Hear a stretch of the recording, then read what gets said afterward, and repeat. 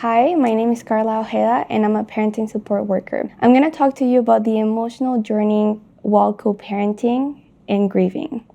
The process of co-parenting begins after a relationship ends.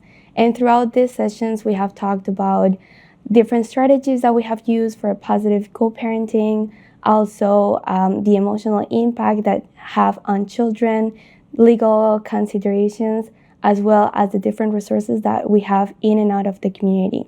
Today, however, I would like to talk to you about the emotional impact that we have when a relationship ends and the importance of taking care of ourselves, our physical, mental, and emotional well-being still when we show up for our children.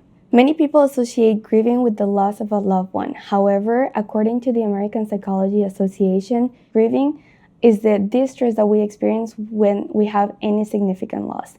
This could be a dream job, a pet, and definitely a relationship falls into this category.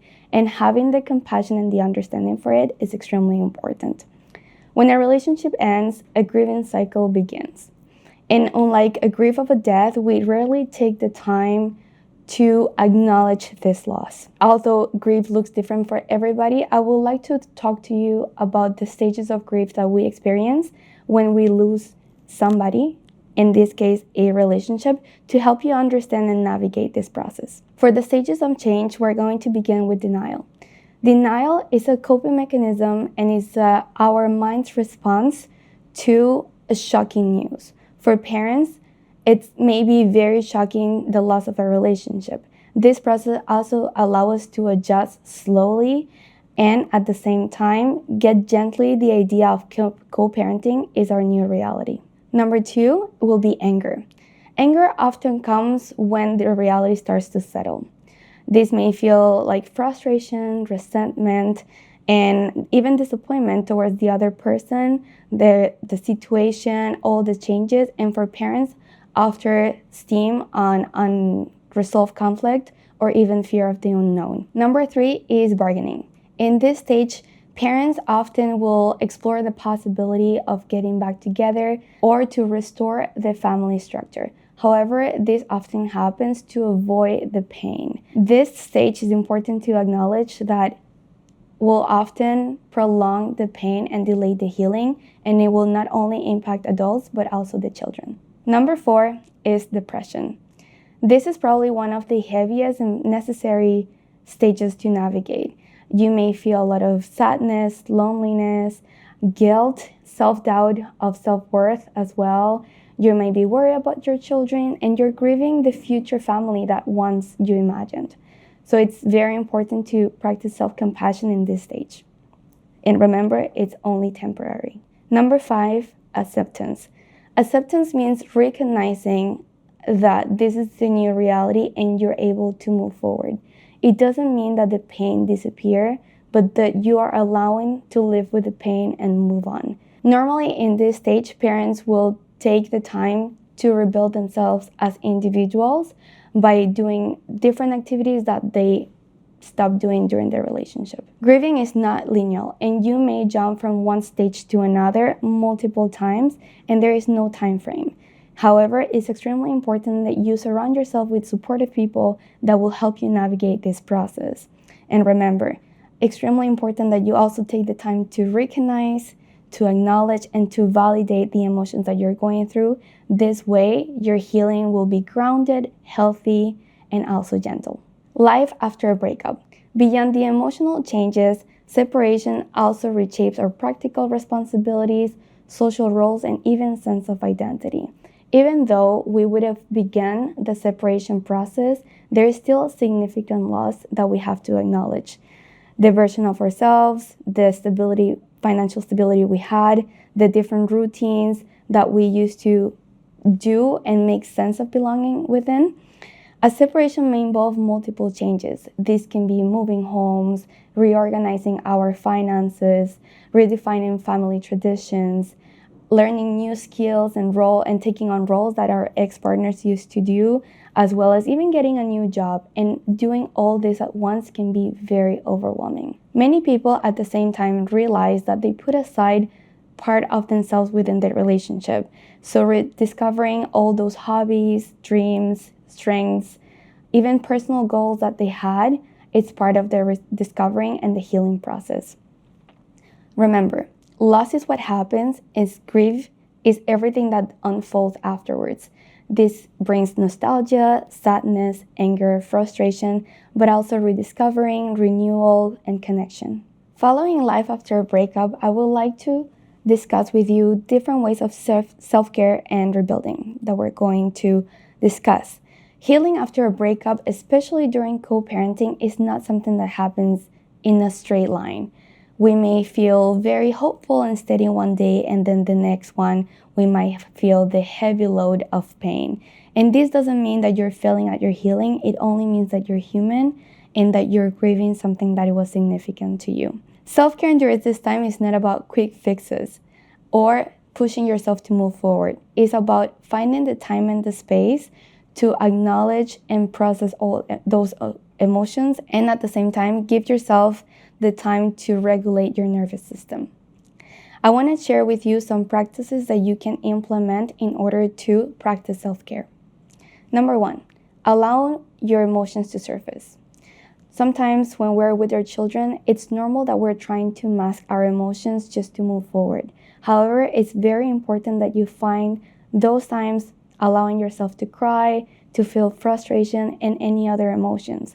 That way, they will not surface in an unhealthy way, such as irritability, frustration, and numbness. Remember, emotional expression is a form of release, it's not an act of weakness. Number 2, surround yourself with people who listen and support you. A heartbreak can feel isolating. Surrounding yourself with trusting individuals will help you remember that you don't have to navigate this process by yourself.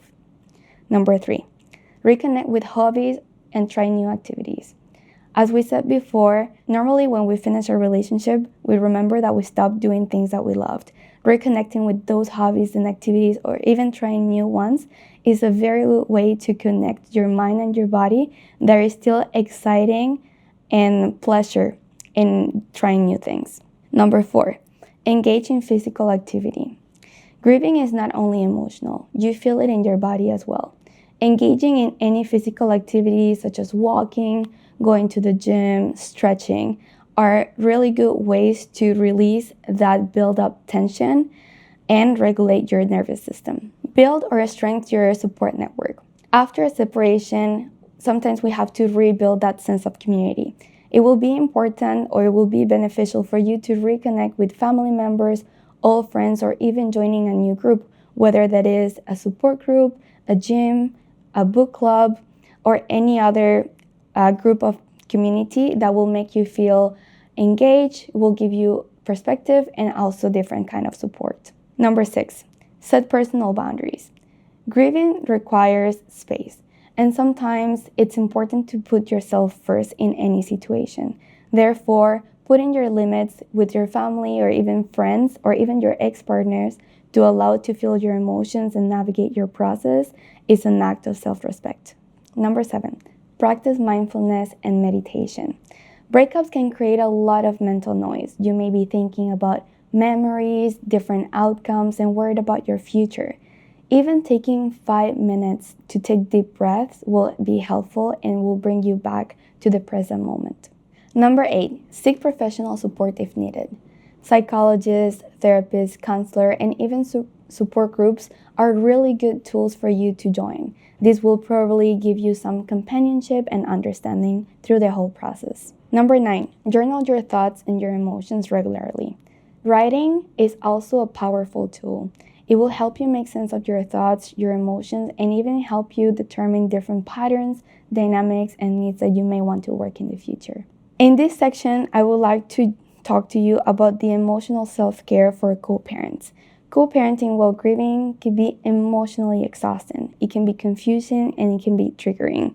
Self-care in this time becomes not only important, but essential. I would like to share with you some practices that you can also put in place in order to take care of yourself while being a co-parent. Number 1, give yourself and allow yourself to have 2 realities at once. You can be an excellent and dedicated parent and putting all the effort into co-parenting and still be heartbroken, feeling all that pain, anger that comes with it. Allow yourself to feel both. It's totally valid. Number 2, create an emotional buffer around interactions. This will help you to maintain your emotional balance, and this can look as having deep breath exercising before and after an interaction, or going for a walk, or even listening to music, whatever works for you. Number 3, acknowledge triggering moments instead of fighting them. It's important that you understand that acknowledging the emotion and naming it will often lessen the intensity of it. Therefore, acknowledging and saying, this hurts a lot and it's okay that it hurts, will definitely maintain your emotional balance. Number 4, practice neutral emotional communication. Try to maintain your interactions brief, neutral, and child-focused. This way you will avoid drifting to an emotional topic or something else. Number 5, separate co-parenting form to the relationship that you lost. Reminding yourself, this relationship has ended, but now I'm building this relationship as a co-parenting to be different.